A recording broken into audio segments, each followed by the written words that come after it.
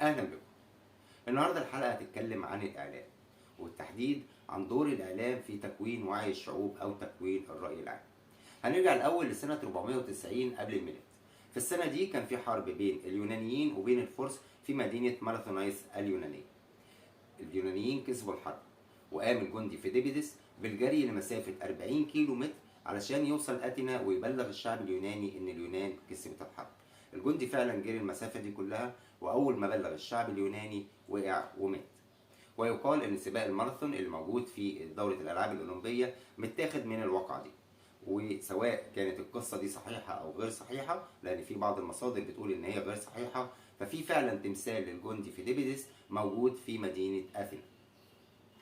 إبراهام لينكولن الرئيس ال 16 للولايات المتحدة الأمريكية قال: الرأي العام هو كل شيء، معه لا شيء يفشل، وبدونه لا شيء ينجح. وده في دلالة واضحة جدا على دور الإعلام في تكوين الرأي العام وقيادة الشعوب. الإعلام هو اللي بيحرك الشعوب، وهو اللي يقدر يخليها تمشي ورا مشروع معين أو ترفض مشروع معين. ويمكن أشهر حاجة أو أشهر دور للإعلام في الحتة دي تحديدا هو متلازمة في فيتنام اللي موجودة عند الشعب الأمريكي. الشعب الأمريكي أيام حرب فيتنام كان رافض للحرب، والرفض ده كان منبعه إن كان في صحفيين موجودين مع الجيش الأمريكي في فيتنام. الصحفيين دول كانوا من كتر عمليات القنص اللي بيشوفوها للجنود الامريكان بدأ يتكون عندهم رفض للحرب في فيتنام ورفض للوجود الامريكي في فيتنام، وبدأوا ينقلوا دوت للصحف بتاعتهم. فالصحف لما كانت بتنشر بدأ يتكون رأي عام امريكي كامل رافض لوجود الجيش الامريكي في الحرب ورافض لوجود الجيش الامريكي في فيتنام، وبدأ فعلا يضغط على القيادة السياسية الامريكية علشان تسحب الجيش الامريكي. وفعلا خرجت امريكا من فيتنام، واتكونت عند الشعب الامريكي قناعه ان هو خسر الحرب في فيتنام، وما يسمى حاليا بمتلازمه فيتنام. في دراسه اتعملت سنه 2011 بخصوص دور الاعلام في السياسه. الدراسه دي كانت بتقول من ضمن الحاجات الكتيره جدا اللي قالتها ان وزاره الدفاع الامريكيه عندها وكاله اسمها OSI. الوكاله دي كل مهمتها هي تغذيه الاعلام بالمفاهيم اللي عايزه ترسخها في عقول الشعب الامريكي او عقول شعوب العالم. وهي لازم تكون مفاهيم بسيطه جدا ولكن متكرره.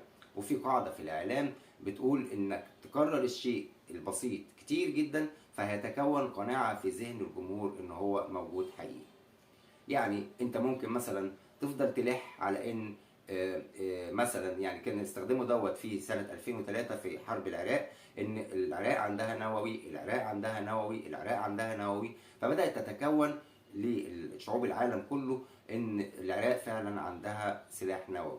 ولما امريكا دخلت وغزت العراق ودخلت احتلتها ما كانش بالفعل في اي حاجه عند العراق، وما كانش في سلاح نووي ولا حاجه، ولكن ده كان واحد من دور الاعلام.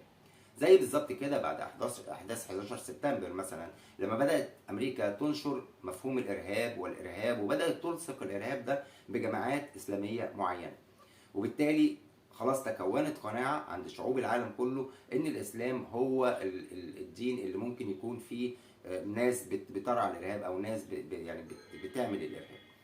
رغم ان ده موجود يعني في كل الشعوب وفي كل الديانات وفي كل مكان، ولكن كتر تركيز الاعلام على صوره معينه، صوره نمطيه معينه بسيطه ومتكرره بشكل دائم، كون قناعه لدى الناس ان خلاص الصوره دي هي دي الصوره السليمه. الاعلام دوره مهم جدا جدا جدا، والاعلام يقدر فعلا ان هو يكون راي عام يرفض شيء او يقبل شيء.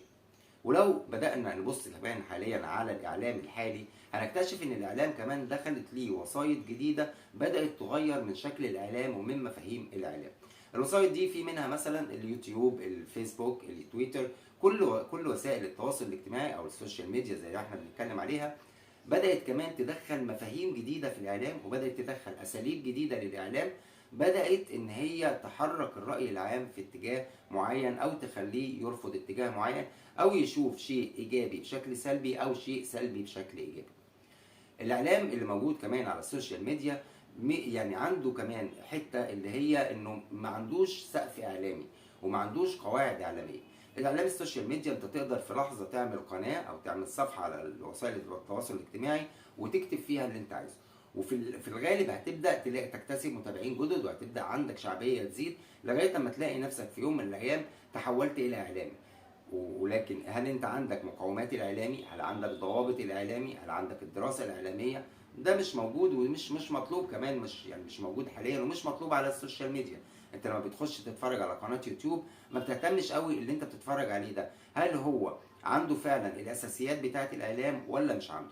انت بتخش بتتفرج، ولو عجبك اللي هو بيقوله خلاص انت بتقتنع بيه، وممكن تتكون لديك قناعه خاطئه من شيء انت سمعته من حد هو مش عارف هو قال ايه، او مش عارف هو مردود الكلام بتاعه ده على الاخرين هيكون عامل ازاي.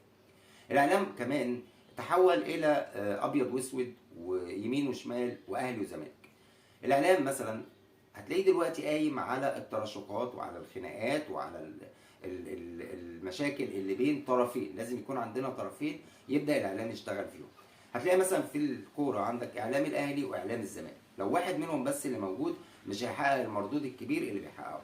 والحكايه لازم يكون فيها خناقات، ولازم يكون فيها معايرات، ولازم يكون فيها ردود على بعض، ولازم يكون فيها حراك كده بيحصل في النص علشان الناس تبدا تهتم بيه.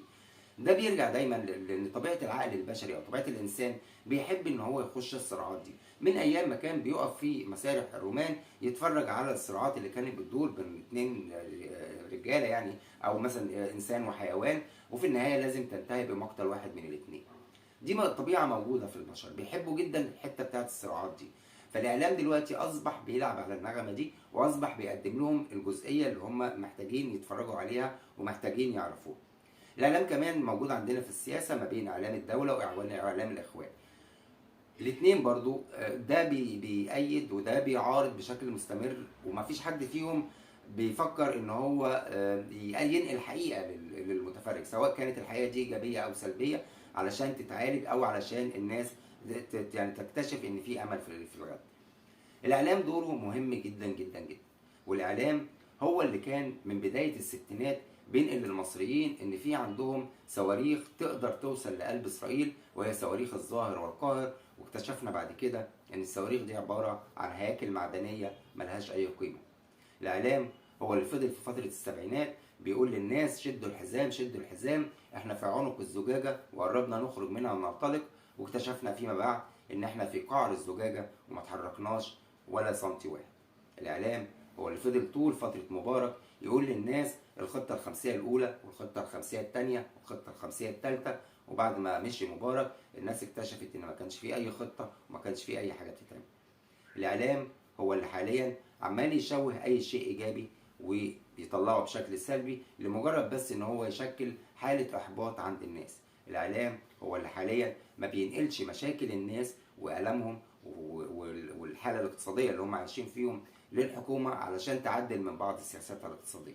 الاعلام هو اللي فضل يغرس في عقل جمهور الزمالك سنين طويله جدا ان في مؤامره عليهم، وان الدوله مش عايزاهم، وان الدوله عايزه تدي الاهلي هو كل حاجه، وان هم ما لهمش اي حاجه، لغايه ما تكونت قناعه عند جمهور الزمالك بالشكل. الاعلام يقدر يشكل راي عام، بس هل احنا فعلا عندنا ناس تقدر تشكل الراي العام وتقدر تعرف معنى الكلمه وقيمه الكلمه واهميه الكلمه؟ ده اللي حضراتكم ممكن تفكروا فيه وتردوا علينا في التعليقات وتقولوا لنا إجابة للسؤال اللي طرحناه. شكرا لكم، كنت سعيد جدا بوجودي معكم النهارده. تحياتي.